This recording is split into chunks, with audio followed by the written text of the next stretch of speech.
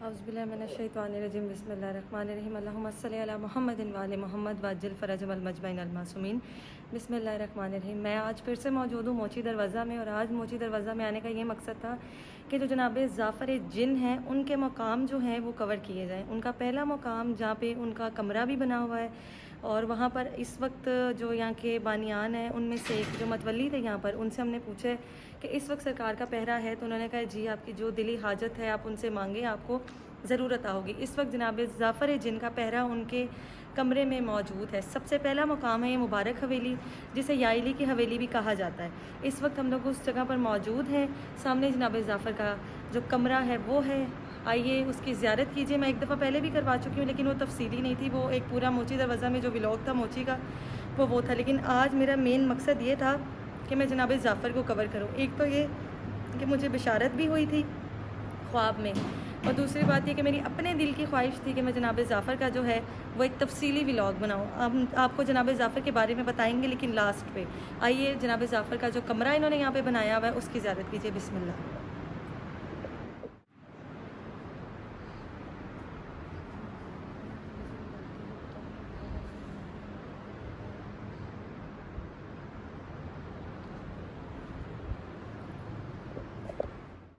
سامنے دیکھ رہے ہیں جناب ظافر کا جو کمرہ ہے، اس کے اوپر شبیہ ذوالجناح امام حسین علیہ السلام بنا گیا، اور جناب ظافر مولا حسین علیہ السلام کے ان غلاموں میں سے غلام ہیں جو امام حسین علیہ السلام سے، جسے کہتے ہیں نا کہ حد تک کا عشق کرتے تھے۔ ہر عشق کی ایک حد ہوتی ہے لیکن ان کے عشق کی کوئی حد نہیں تھی۔ یہ وہی ہیں جن کی والدہ نے بازار شام میں بھی بی بی زینب سلام اللہ علیہ کے ساتھ ان کا ساتھ دیا اور ان کے ساتھ سفر کیا، اور سفر میں ان کی شہادت ہو گئی۔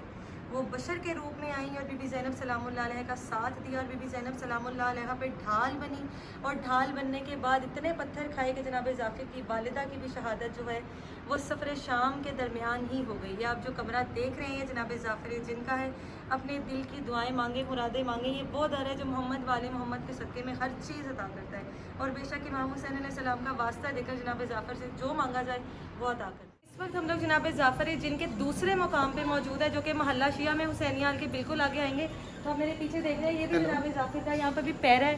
یہاں پہ اسی طرح پہرا ہے جس طرح ان کے روم میں پہرا تھا، اسی طرح یہاں پر بھی ہے۔ یہاں پر 9-10 محرم کو آپ کو ایسی ایسی خوشبو آئے گی جو آپ نے شاید اپنی زندگی میں کبھی بھی نہ محسوس کی ہو۔ یہ بھی ایک انہی مقاموں میں سے مقام ہے جو جناب ظافر جن کا ہے۔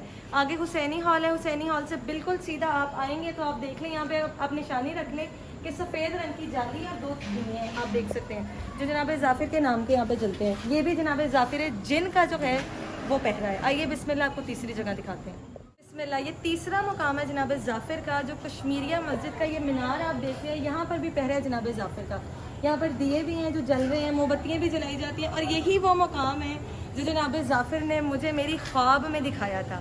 یہ وہی مقام ہے جو میں نے اپنی خواب میں دیکھا تھا کہ میں اپنی بہن اور اپنی خالہ کے ساتھ اس مقام پر ہو کے گئی ہوں، اور آج میں اسی مقام پہ کھڑی ہوں۔ یہ میرے نصیب ہے کہ مجھے انہوں نے اس قابل سمجھا اور میں آج یہاں پر کھڑی ہوں۔ یہ تیسرا مقام ہے جناب ظافر کا، جو کہ یہاں پر بھی آپ دیکھ سکتے ہیں کہ دیے بھی جل رہے ہیں، اور اوپر بھی جو ہے انہوں نے دیا وغیرہ اور اگربتی جو ہے وہ رکھی ہوئی ہے۔ جس مقام پہ آپ جائیں گے اس مقام پہ آپ کو دیا اور موم بتی ضرور ملے گی، اور آپ سے یہی کہنا چاہوں گی کہ امام حسین علیہ السلام کا واسطہ دے کر ان سے جو مانگے وہ آپ کو عطا ہوگا۔ جی بسم اللہ، تو آپ نے میرے ساتھ جناب ظافر جن کے مقام کی زیارتیں کی ہیں۔ یہ موچی دروازہ کے 3 مین مقام تھے جو جناب ظافر جن کے تھے۔ جناب ظافر جن ولد تیار، ان کے والد کا نام جناب تیار، ان کے بیٹے کا نام جناب ظافر جن۔ جناب ظافر جن امام حسین علیہ السلام کے بہت بڑے مریدوں میں سے ایک مرید ہیں۔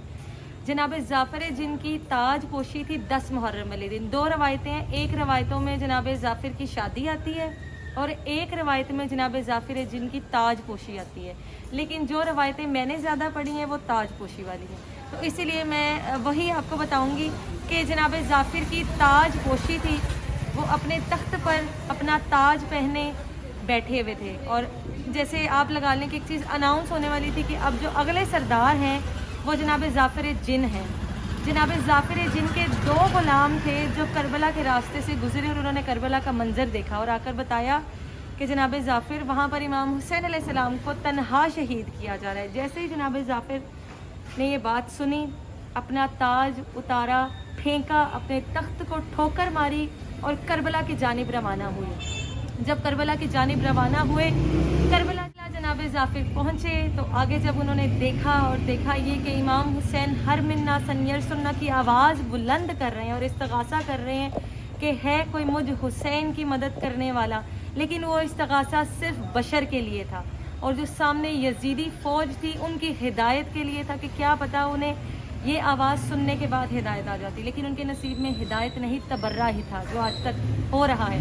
جناب ظافر جن، ایک روایت میں یہ بھی ہے کہ جناب ظافر جن واپس پلٹ گئے، اور ایک روایت میں ہے کہ وہ نہیں گئے، لیکن جب واپس گئے تو ان کی والدہ نے کہا کہ ظافر کیا ہوا، تو مولا ظافر نے جو بات بتائی کہ امام حسین علیہ السلام نے مجھے واپس بھیج دیا، اس کو مد نظر رکھتے ہوئے جناب ظافر کی والدہ نے کہا کہ نہیں ظافر تم واپس جاؤ اور نصرت کرو۔ جب جناب ظافر واپس گئے دیکھا کہ کربلا میں لاشیں بکھرے تھے، بی بی سکینہ سلام اللہ علیہ سے اجازت لی، لیکن بی بی سکینہ سلام اللہ علیہ نے بھی منع کر دیا۔ ایک روایت اور آپ کو بتاتی چلوں کہ ایک روایت میں اور ہے کہ جناب ظافر جن جو ہے وہ بھی کربلا سے کوفہ اور کوفہ سے شام سیدزادیوں سلام اللہ علیہ نے بھی انہیں اجازت نہیں دی، کیونکہ ان کے بابا نے اجازت نہیں دی تھی تو وہ کیسے دے سکتی تھی۔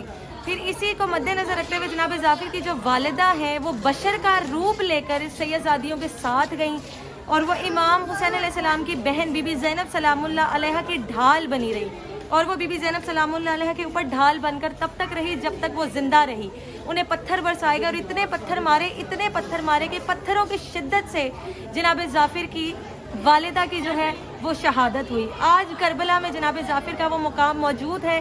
جناب ظافر نے اس کے بعد نہ تخت لیا نہ تاج لیا، اور جناب ظافر جن کا مقام وہاں پر موجود ہے کربلا میں، وہاں ساری زندگی جب تک زندہ رہے انہوں نے وہاں پر گریہ جاری کی اور وہ روتے رہے، اور امام حسین علیہ السلام کے غم میں انہوں نے ساری زندگی آنسو بہائے۔ یہاں پر اتنا ہی کہتی چلوں گی کہ اللہ کرے کہ آپ کو اور مجھے کربلا کی زیارت نصیب ہو، اور اب وہ مقام بھی آپ کو کور کر کے دکھائیں کربلا کا جو جناب ظافر کا کربلا میں موجود ہے۔ لہٰذا جناب ظافر سے آپ جو بھی دعا مانگیں گے امام حسین علیہ السلام کا واسطہ دے کر وہ ضرور پوری ہوگی۔ آج کا ولاگ یہاں پر اینڈ کرتے ہیں، مجھے یہاں پر دے اجازت، والسلام، یا علی علیہ السلام مدد۔